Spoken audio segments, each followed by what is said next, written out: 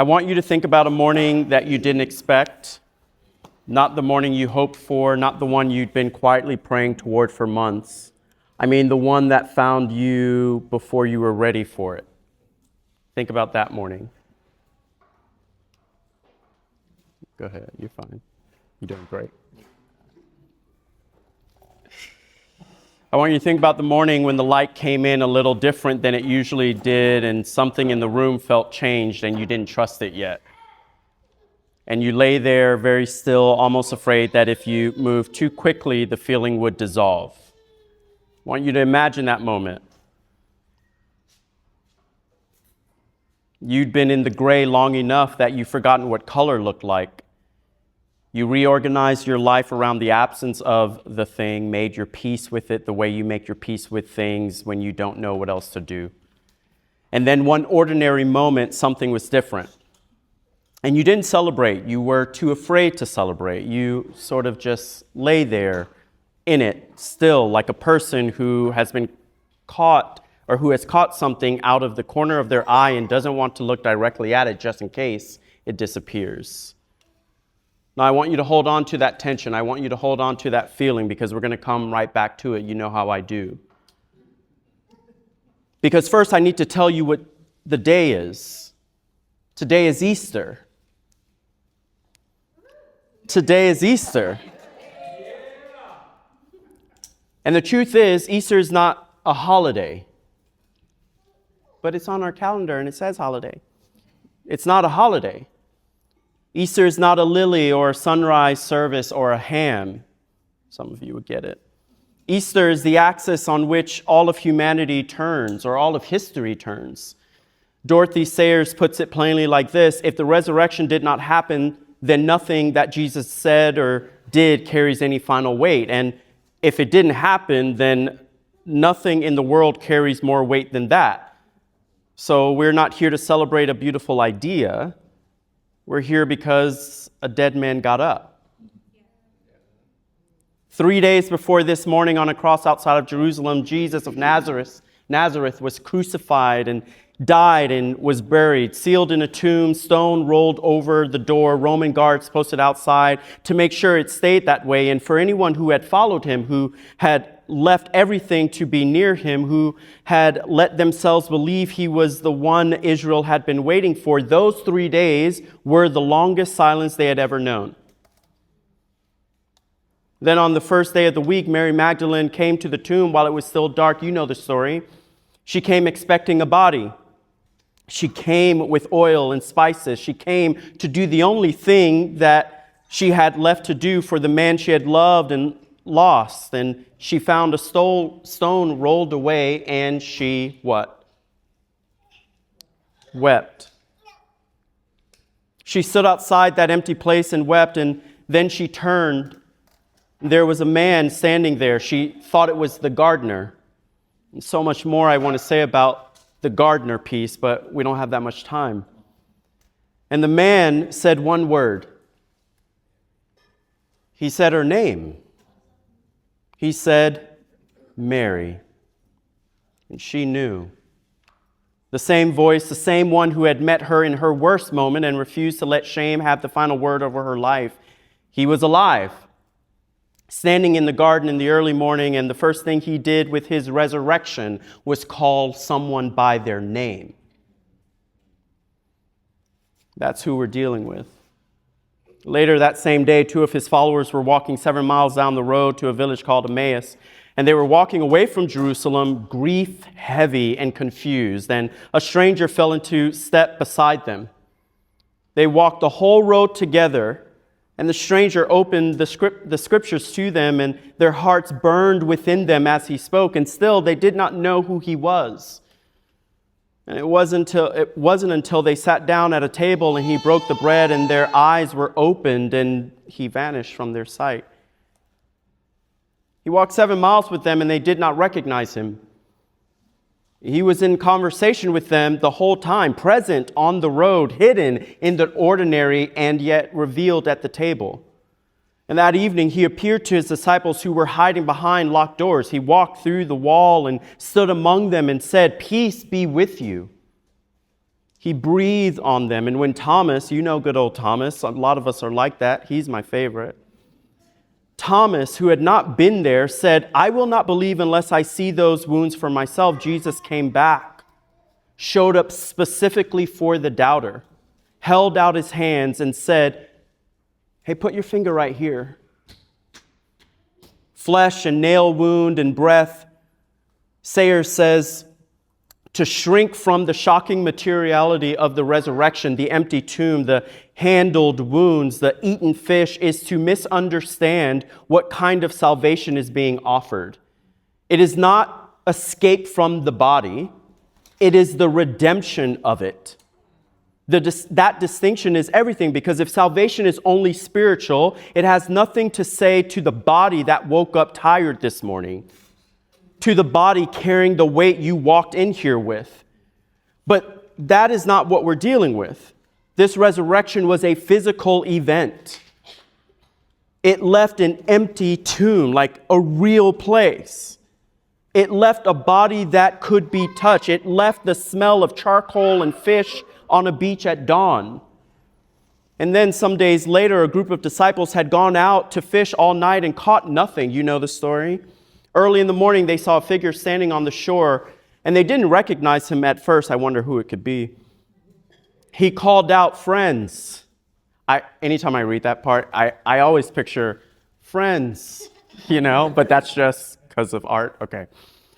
No one, okay. "Friends, have you caught anything?" And they said, "No." He said, "Throw your net on the right side." And they did. And the net was immediately so full they could not haul it in. And John looked at Peter and said, "It's the Lord." Can you imagine? And when obviously there was more, right? But for the sake of time. "And when they got out on the land, they saw a charcoal fire in place with fish laid out on it and bread. And Jesus said to them, 'Come and have breakfast.'"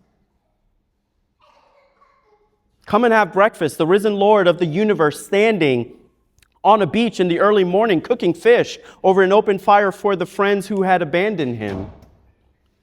Not settling scores, not demanding apologies, a host, a shepherd, a man making breakfast for the people that he loved. Think about what kind of God this is. If our greatest need had been information, God would have sent us an educator. And if our greatest need had been technology, God would have sent us a scientist. And if our greatest need had been money, God would have sent us an economist. But our greatest need was something no human being could supply. So God did the one thing no one expected. He sent himself. The first time God reveals his name in Scripture, he speaks to Moses from a burning bush and says, "I am." And what that name means in the original Hebrew is, "I am the one who is with you. I am your companion, your fellow traveler, the God who loves you so much that I will be with you always, a torch in the night, a cloud in the day. I am the God who will never leave you alone." It is a promise. And Easter is what it looks like when God keeps his promise. Martin Luther wrestled with this his whole life. He said this, quote, "The mystery of the humanity of Christ, that God sunk himself into our flesh, is beyond all human understanding." And he was right. "The almighty creator of the galaxies confined himself to a teenager's womb." And Max Lucado puts it like this: Jesus was, while completely divine, completely human. For 33 years, he felt everything that you and I have ever felt. He felt weak. He felt love for people and friendships and all the things. He grew tired and he grew weary. He probably had a headache. During the teenage years, he probably smelled a bit, right? His feelings got hurt. His head ached. Howard Thurman understood something about this that the comfortable church has often missed. And no shade. He wrote that the masses of men live with their back constantly against the wall, the poor, the disinherited, the dispossessed. And Jesus was actually one of them, born poor, living under the heel of an empire, which means when Jesus is speaking, he is not speaking from above all of that. He is speaking from within, from inside all of that. This God with us knows exactly where it hurts, where the pain is, where the struggle is. And the resurrection tells us that even death could not keep him from coming back to say so. He is God with us, Word made flesh and dwelling among us. And here is what I need you to understand, because this is where Easter stops being a story about something that happened and starts being a story about you. Paul writes in Romans that if the spirit of him who raised Jesus from the dead is living in you, then he who raised Christ from the dead will also give life to your mortal bodies through that same spirit. Not your soul in some distant future, but your mortal body. The one that woke up tired this morning, the one that's carrying the grief that you couldn't put down. The resurrection is not only an event that occurred 2,000 years ago outside of Jerusalem. It is a power that is present and active right now in you, in the ordinary substance of your daily life. This is why Paul tells the church in Colossae that since you have been raised with Christ, set your hearts on things above, not on escapism, not as a way of checking out of this world, but because the same life that came out of that tomb has been deposited in you. You have been given something to live from, a new center, a new origin point for every ordinary day. That's what the Emmaus Road is really all about. Those two disciples thought that the story was over. They were clearly walking home, making sense of the wreckage, trying to figure out how to go back to ordinary life. And the risen Jesus did not appear to them in a flash of glory. He fell into step. He entered the ordinary. He asked them, "What y'all talking about?" Can you imagine? You're just sort of walking. I need you to picture it. You're just sort of walking. Your hearts are heavy. You don't know how to make sense of what has happened recently. And there's some stranger who's sort of like, "Hey, how y'all doing?" You know what I mean? Like, who's this guy? Right? I don't know where I'm at.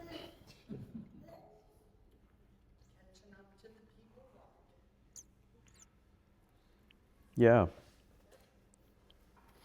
He was asking them what they were talking about, and he let them tell their whole grief-heavy story.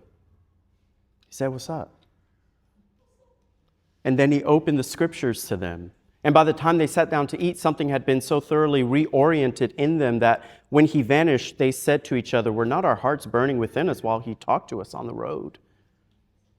That's resurrection in the ordinary. Not the miraculous interruption of your life, but the transformation of it from within. The same road, the same feet, the same exhausted grief, but now a burning in the chest that was not there before. 2 Corinthians 5 says it plainly, if anyone is in Christ, the new creation has come. The old is gone and the new is here. Present tense. Happening right now. Which means the resurrection is not something you wait for. It is something you wake up inside of every single morning. Can I say that again? Because I think that's the crux of what I'm trying to get to. The resurrection is not something you wait for. It's not something that comes every year on the calendar. Right? It's something that you wake up inside of every single morning. You wake up inside of that resurrection. And this is the promise underneath the beach breakfast. Jesus did not just forgive Peter, he recommissioned Peter. 3 times he asked, "Do you love me?" 1 for each denial. And 3 times he said, "Feed my sheep." He did not give Peter a new identity that had nothing to do with his He did not give Peter a new identity that had nothing to do with his failure. He took the very site of Peter's greatest shame and made it the ground of his greatest calling. That is what resurrection does in human life. It doesn't erase your history, it redeems it. Philippians says it this way, I want to know Christ, yes, to know the power of his resurrection and participation in his sufferings. Paul is not separating the power from the suffering. He is saying they arrive together. The resurrection power is not the absence of the hard thing. It is the presence of the living Christ inside of the hard thing. Chesterton, if you know him, wrote that Christianity has died many times and risen again, for it had a God who knew the way out of the grave. That is the defiant, haunting thing about Easter. Every generation buries it. Every generation watches the stone roll away. And the rapper, The Truth, puts it in terms that would make Chesterton smile. They can't find his bones, nowhere in the ground. Can't find his teeth, nowhere to be found. Why? Because he's home, wearing the crown. He's not dead. What'd you text me this morning? What'd you say? He got up. Now I want to come back as I land the plane. I want to come back where we started. You're still in that morning, still lying there, very still, afraid to look at it directly in case it disappears. You've been in the gray so long you don't know if you can trust the color, and you've stopped in front of one of those icons, one of these pictures around the room, and something reached into a place you thought was sealed. Your guard came down, something moved in you that you hadn't felt in a long time, and you didn't know what to do with it. I want to tell you what that was. And I loved all the different moments that I got to hear from people in terms of which piece of art was their favorite and how it moved you. Those were fun for me in the last hour. But all of that movement, all of that shifting, all of that reorienting in you, the thing that touched you in a certain place, that wasn't the art. And see, the trick of what I was trying to do this week, if you watch my video on Instagram, I talked about icons. Now, icons in church history at certain points were controversial.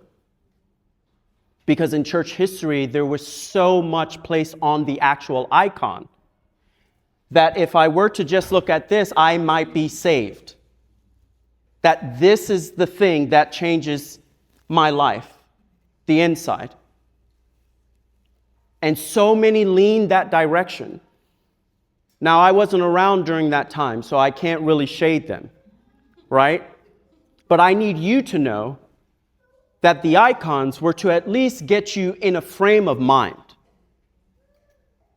to think about the resurrection, to think about Jesus in a different kind of way than you probably have over the years of you following Jesus. The thing that changes you, the thing that was in you as you walked around, as you talked to each other, it wasn't the art. What moved in you was someone. The same one who walked the Emmaus road beside two people for 7 miles, and they didn't recognize him until the bread was broken. He has been in the space all morning, in those images, in the stillness between them. In the moment your guard came down and something arrived that you did not know you were still waiting for. You're not imagining it. Something was happening. God in His Spirit was using these pictures and the things that you read to do something inside of you. It's just like those in the resurrection story. None of them were ready. Mary came to do a grief task and found an empty tomb. The disciples on the beach had gone back to fishing, trying to figure out what to do with themselves. Thomas was still in doubt when Jesus walked back in. None of them were ready. They were all mid-grief when joy found them, still trembling when they recognized Him, still afraid to fully believe it, even as they believed it. I want you to hear that line. They were still afraid to fully believe it, even as they believed it. Mark says that women fled to the tomb trembling and astonished, saying nothing to anyone because they were afraid. That is what Easter morning actually felt like. In that very moment, they didn't feel an immediate feeling of triumph. It wasn't tidy. They were trembling and astonished because something you had stopped believing in turned out to be true. Something you stopped believing in a flash, or in a couple of days, turned out to actually be true. And now, where's it at? Number 5. Yeah, the bread. Now the bread is about to be broken, and this has always been the moment when the eyes were open. There's so much story here. But it's much more than story. It's history, and it's now. The resurrection is now in you. So as I quickly tried to land the plane, hopefully there was something that stood out to you as I chatted. But we're going to move into a time of communion. And that's how we're going to end today. We're going to take communion together. I'm going to invite Clay to come back up, lead us through communion. And then Simone and I and Quentin and Megan, we're going to be up here. We're going to help move you through how we do communion. And let me just sort of explain if that's okay with you, Clay. Okay, so what we're going to do, the two couples are going to be on the side. We're going to ask you whether you want juice or wine. Free to, free not to, by the way, in terms of communion. If you would like juice, you would come up over here. If you would like wine, you'd come up over here. Okay? And then we will, what's the word I'm looking for? Do communion together, person by person or couple by couple, however you guys want to, however you guys want to come up.